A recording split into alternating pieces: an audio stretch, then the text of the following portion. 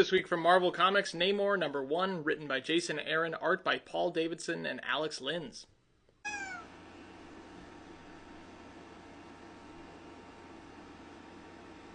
Namor the Submariner was one of the first characters created by Timely Comics, a predecessor to Marvel Comics, way back in the 1930s, cementing his legacy as a foundational part of Marvel Comics history. It may be surprising to hear then, if you're unfamiliar with modern comic book releases, that Namor hasn't had a serious ongoing title outside of Elseworld stories and tie-ins since 2011. Yet after over a decade of Marvel Comics deciding that Namor comics don't sell, we finally have a dedicated return to the story of the King of Atlantis with one of the most legendary comic book writers on the market right now, Jason motherfucking Aaron. Now, I usually start these reviews with some necessary context, some vague foreshadowing as to my personal opinion on the title, some playful banter, if you will. But for the sake of this book's future success, I feel the need to tell you bluntly, this is so good!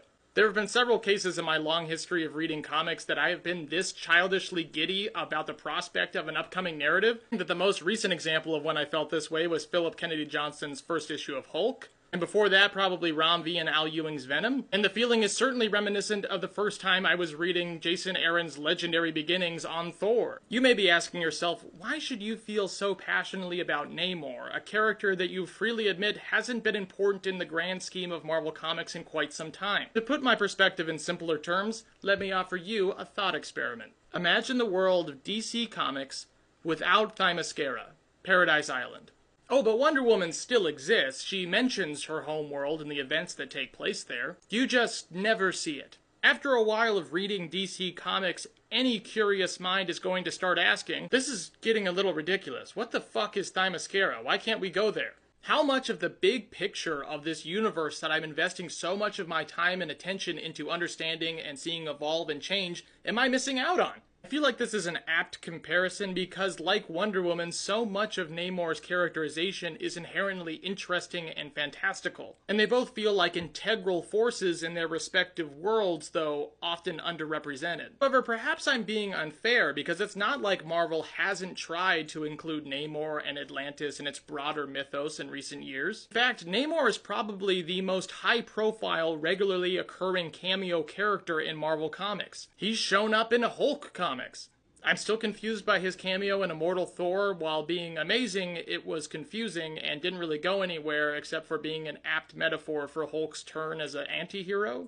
He's in Fantastic Four comics, where he is still crushing on Sue Storm, and they are so toxic together, they need to stop before Franklin and Val are old enough to understand what's going on. And he's even been in huge events like The King in Black, which had the potential to be a great piece of historic Marvel lore for both symbiotes and Namor, and I'm still disappointed with how that story ended. However, I think this phenomena of inclusion is more indicative of Marvel writers' fandom than it is the expectation of Marvel readers, which is seemingly why we haven't gotten a Namor series in so long. Perceived lack of collective fan outcry for and the investigation of the past history of this character. We, as the community of Marvel Comics fans, cannot let that disinterest infect this series by Jason Aaron. We gotta put this series on our poll list. We gotta tell a friend. We have to rebelliously cry, Imperious Rex, on every street corner, no matter how many concerned looks flash in our direction. Imperious Rex! I think I fucked up my ankle.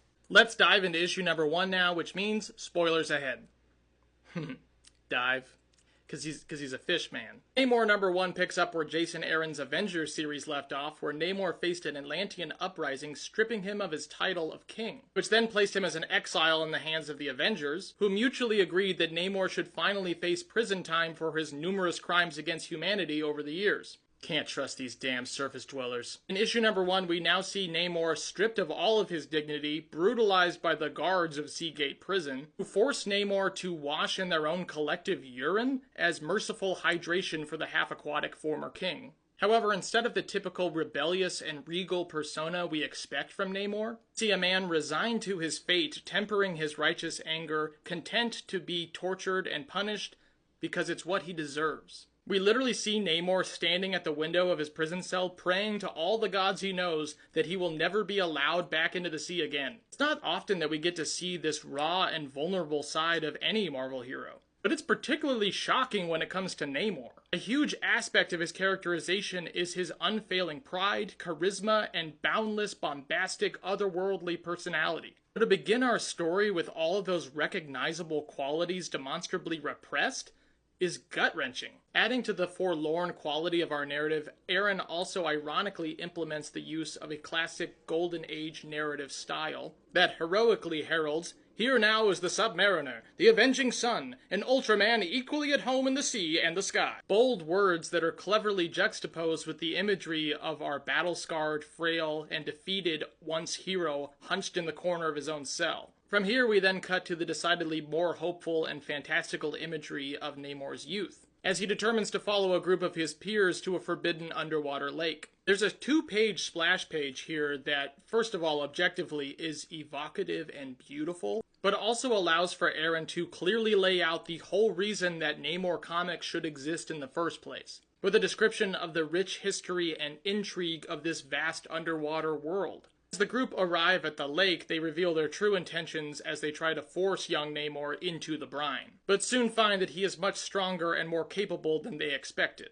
Nevertheless, young Namor is pulled into the brine by the tendrils of a hideous behemoth that he struggles to overcome. Cutting back to the prison, we see Namor easily tear through the bars of his cell as he senses the presence of his fellow underwater compatriots, the defenders of the deep, as they arrive on the shoals of the prison. However, Namor incorrectly assumes this to be a rescue mission when in actuality, it's a kill squad. As the fight progresses, Namor cunningly places his restraints in the way of his combatants' blows, allowing him to slowly break free and unleash his full might on his attackers. It is a dazzling display of Namor's capabilities and sheer power, which isn't even at full strength, by the way, because he refuses to step into the rejuvenating seawater. That's right, ladies and gentlemen, he did all that with the power of piss. As the battle concludes, Namor slowly succumbs to the poison seeping into his wounds from his combatants' coated weapons, as he wonders to himself what the world will say about Namor in his death. Will he be remembered as a hero, an invader, a mutant, a prisoner? But it appears fate has other plans for our repentant hero as he awakes in the hospital, having been treated by the little-used oceanographer hero Stingray. Stingray that provides us with the full scope of Jason Aaron's tale, as he explains to Namor that in his absence as king, the underwater kingdoms have splintered into factions, resulting in the rise of 7 kings of the underwater realm. Moreover, if this chaos and derision is not abated soon, then the United Nations of the surface world will strip the rights of underwater civilizations, turning them into creatures to be hunted for sport. If Namor wants to save all of his kin, then he must restore order to the seas in a mere 4 days. It is a monumental, Herculean labor, with a ticking clock to boot, that I am already so invested in. Jason Aaron just knows how to hook you into a story, like a fish. Cutting back to the past, we see a young Namor confronting his treasonous peers with the corpse of the fish that tried to drag him into the brine pool. What's more, he invokes his right as king to be and orders his fellow peers to assault the traitors while he watches. This reflection imparts a sense of the cruel, hard justice and unflinching power that Namor once implemented, with the lingering, pervading question, will he return to his old ways, or will he finally change?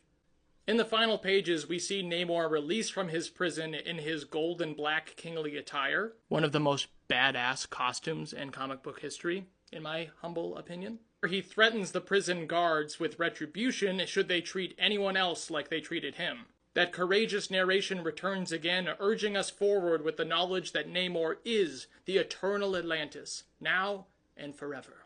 The thoughtful juxtaposition of fickle time and fateful circumstance, the sobering grit and the concise, adventurous tone of the narrative presented in this first issue, all contributed to leaving me with literal chills running through my body in the final pages. It is assurance enough to me as a reader to seek out the next installment of this series ravenously. Remember to support your local comic book stores and grab Namor issue number 1 on shelves now. Things are bleak for Namor. This is that splash page I was talking about. Don't you want to explore this world? We should have multiple series just about the politics of the underwater realms. I love Namor because he's not afraid to be petty. Look at this! Tell me this suit doesn't go hard! I'd love to hear your guys' thoughts on this first issue in the comments, as well as your opinion of Namor and Marvel Comics in general.